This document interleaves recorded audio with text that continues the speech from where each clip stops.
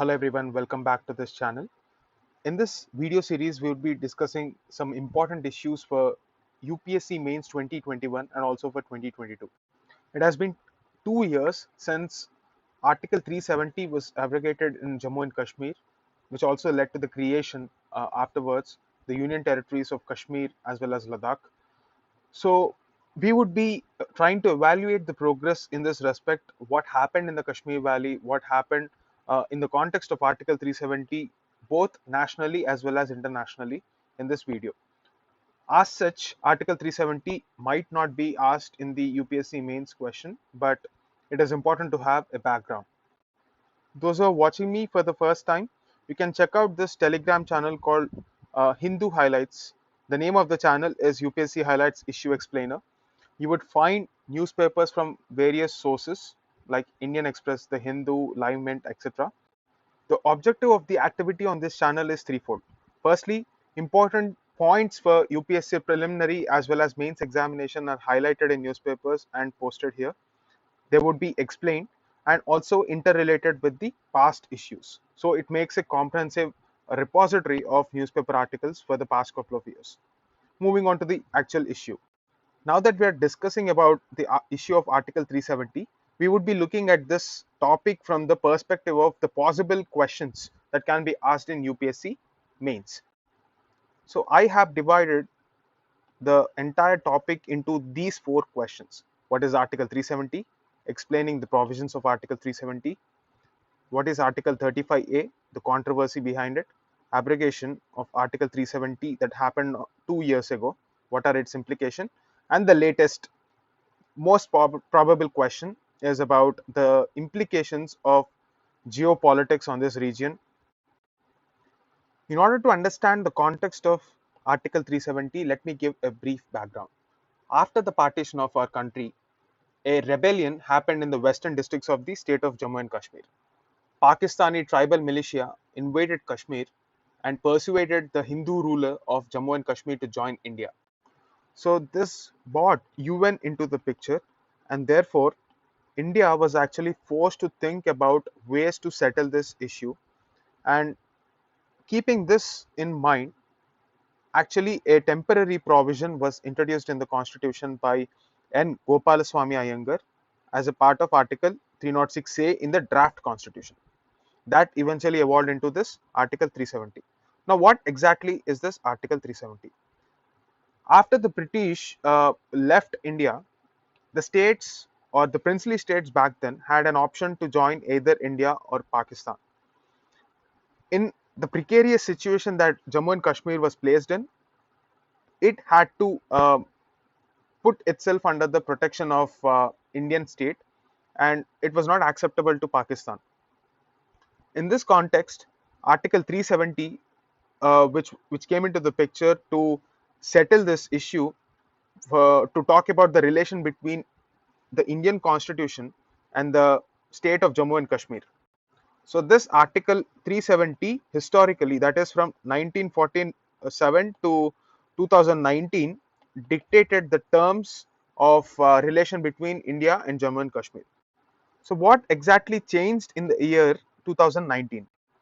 Based on the provisions of Article 370 Clause 1, our President has issued a constitutional order saying that the Indian Constitution will now start applying for the state of Jammu and Kashmir, and the Constitution of Jammu and Kashmir will stand rejected. So, does this mean that Article 370 is revoked? So, this can be a prelims question. You have to understand that this constitutional order cannot repeal or revoke Article 370. It is just abrogation. That means stopped the application of Jammu and Kashmir constitution to the state of Jammu and Kashmir and replaced it with Indian constitution. So this is the first point you have to know. Now, what is the modus operandi or the legal provisions which led to the conflict? For this, you have to know the background. This brings us to the second point. On 17th of October 1949, Article 370 was introduced as a temporary provisions which exempted Jammu and Kashmir from the laws that Indian Parliament makes. That means Jammu and Kashmir, according to the second clause of the article, will create a constituent assembly and they decide their own constitution. An autonomy was given to the state of Jammu and Kashmir, and it was supposed to be a temporary one. And after the constitution was created, it was dissolved. And the third provision of this article says that president can modify anything provided this state constituent assembly recommends it to do so. Now the problem was, just before the abrogation of this article 370 in 2019, there was a precedent's rule, that is to say that the state's legislative assembly was dissolved because of a hung state assembly. There was no clear majority. Since there is no state constituent assembly and there is no legislative assembly, what happened was president had the entire power to control, and this led to article 370 clause 3 being used by our president to pass this constitutional order in 2019. This led to the abrogation of article 370 and thereby changed the nature of relation between Jammu and Kashmir and India. How did it change? From that day onwards, the Indian constitution was applied in the state of Jammu and Kashmir. However, this state of Jammu and Kashmir also changed in its nature. How did it change and why did it change? This forms the next question. On that very day when this constitutional order is passed, the parliament introduced two bills. One to actually pass the EWS reservation to the state of Jammu and Kashmir, and two to give effect to the creation of two new union territories of Jammu and Kashmir and Ladakh. So these changes were brought by different bills but not by the constitutional order. Again, an important point for preliminary examination next year. All of that is fine, but you have to understand what exactly is this article 35A that keeps on popping up in the news items when you're reading about this Kashmir issue. Back then, using the provisions of article 370 in 1954, the presidential order created this article 35A just by an order. This is not a constitutional amendment act. Please remember this point. This is also one of the biggest criticism against this particular order. So according to this order, what can the state legislature of Jammu and Kashmir do? So state legislature could have the power to legislate on the privileges of permanent residents. Permanent residents. This is an important point. These permanent residents were actually given the privilege to own immovable property, settle in the state, and have access to public employment. These 3 points you have to remember. These three came into effect because of Article 35A. And not just that, this Article 35A also said two more things broadly. First one is that the Supreme Court's jurisdiction will definitely extend to the state of Jammu and Kashmir, and the government of India, whenever there is a case of emergency due to external aggression, government of India will take over, and when it comes to internal disturbances, state will have the autonomy to deal with such kind of situations. So all this are covered under article 35A. We are done with question 2 as well. Moving on, the third question was, what do you mean by abrogation of article 370? We have discussed that. What are the two bills? The Jammu and Kashmir reorganization bill, which created the UTs of Jammu and Kashmir and Ladakh, and the second bill talked about how the state of Jammu and Kashmir got this EWS reservation before actually breaking down into the union territories. So what are the implications? That is the question we're talking about. In order to understand the implications, you have to understand the objectives with which we have taken up this step of abrogation of article 370. Because of the lack of interference from the Indian government, terrorism in the state of Jammu and Kashmir was a huge issue.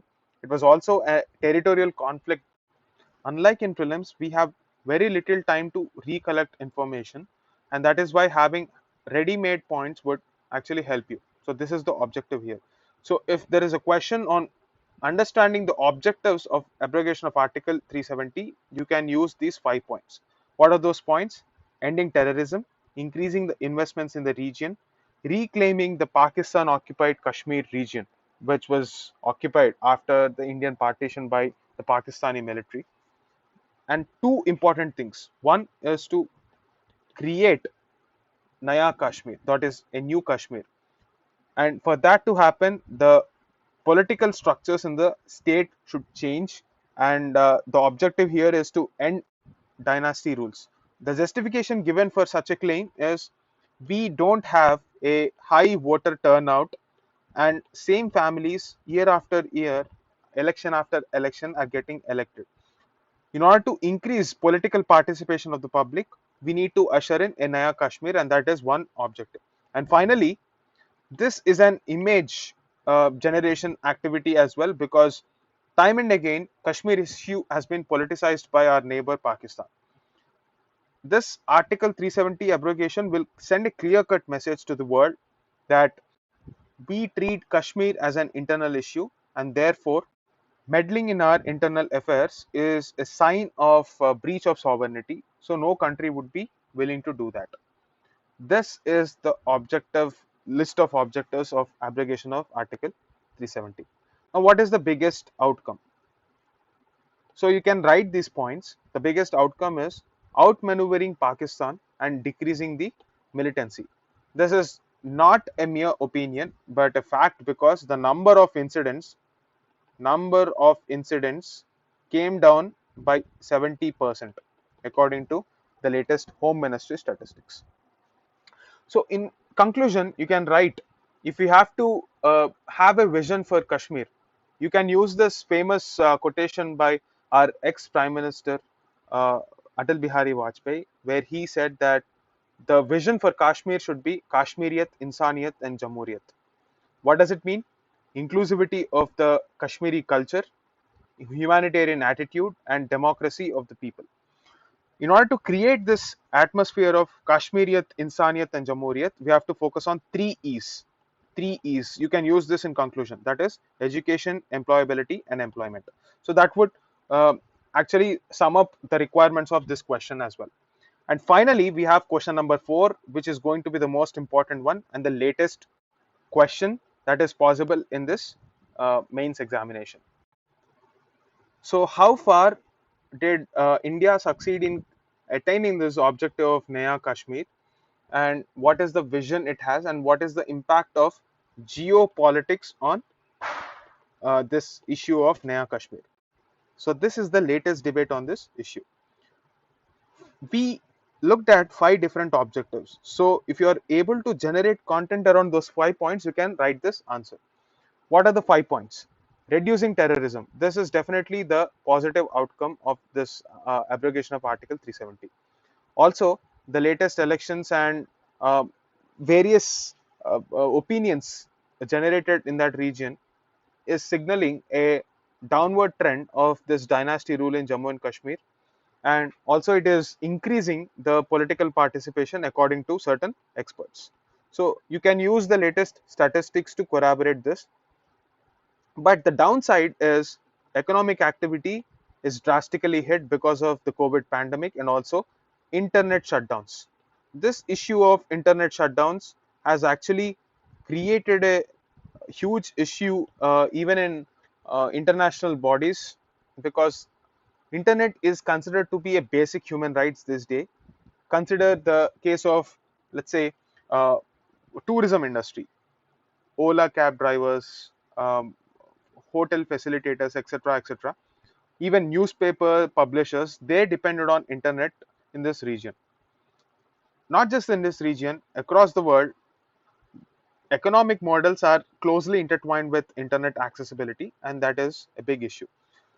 So after this internet shutdowns issue was settling, the COVID pandemic has struck us, and we are back to square one again. So if you have to evaluate on that parameter, it is not just the case of Kashmir. Across the world, we are facing this situation because of the pandemic. There were certain teething issues in the economic activities right after the abrogation of Article 370, but they are being ironed out. But the problem is COVID pandemic. So it is not just specific to the Kashmir region. You will have to maintain these points. And the objective of handling the issue of POK and also LAC, line of actual control, because we are not just talking about the Pakistan occupied region, Even China has occupied certain territory of Ladakh way back in the 1940s and 50s itself. So ever since, we were not able to reclaim that Aksai Chin area, and the latest conflict that we have had with the Chinese army in the Galwan Valley is a sign that this objective is far from being attained, and this is one area we have to work upon, or the government wants to work upon, to settle it very amicably. But the biggest takeaway is driving home the point that India indeed considers that Jammu and Kashmir is an internal issue, and we have actually convinced the world. Now, the other side of the argument, what are the cons that newspapers have been quoting from time to time? The biggest concern that was raised by a lot of newspapers is the fact that with the changing regimes in different countries, like say for example US, Joe Biden has actually raised this Kashmir issue, and this is actually making us reconsider our position on the Kashmir issue. Also, the changing geopolitics of Afghanistan and the entry of Taliban into the picture has actually given strength to Pakistan. This is one argument, and that is the reason why we are having a relook at our policy, is the stance taken by a few articles. So let us further examine this dimension. How far is this accusation true that because of international pressure from Pakistan's allies and China, we are changing our stance? We can have a lot of points against this accusation because, one, of late, the government of Pakistan did not mention in any of its public meetings the demand of plebiscite, which has been the traditional stance that it took. The second positive development is that it is actually demanding the restoration of Article 370, while previously it completely rejected the article's validity and said that Kashmir is free.